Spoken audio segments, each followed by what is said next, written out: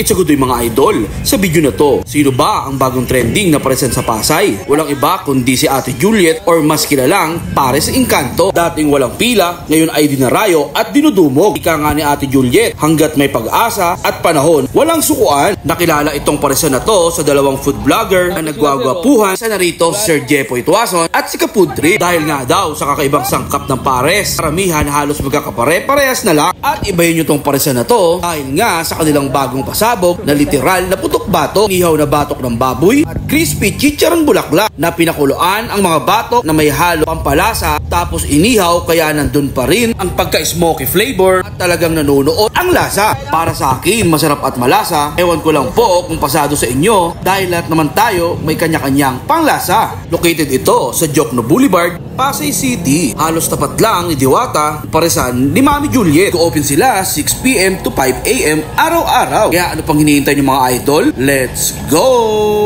So yun guys, at nandito nga tayo sa bagong nag-trending na paresan na for only 100 pesos to mga idol. Ayan. Merong chicharon bulaklak at syempre batok, inihaw na batok.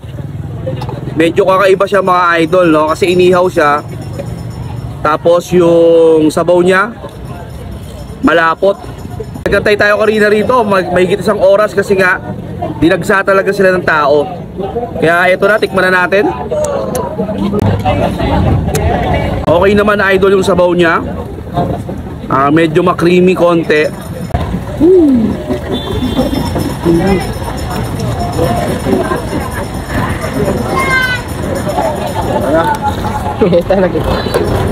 Malasa yung pork niya, lalo na't inihaw. Siyempre yung smoke taste andun na andun pa rin. Panalo rin.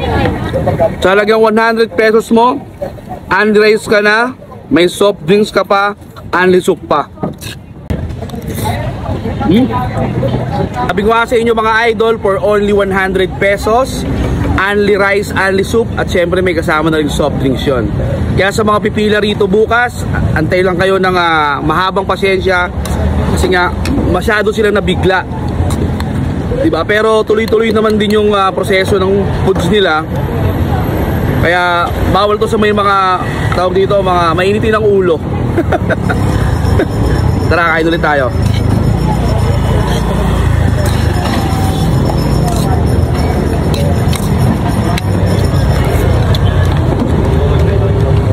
So yun mga idol, kaya sa mga followers natin na gustong bumisita rito kay Aling Juliet, open sila 7 PM to 6 AM until supply lang.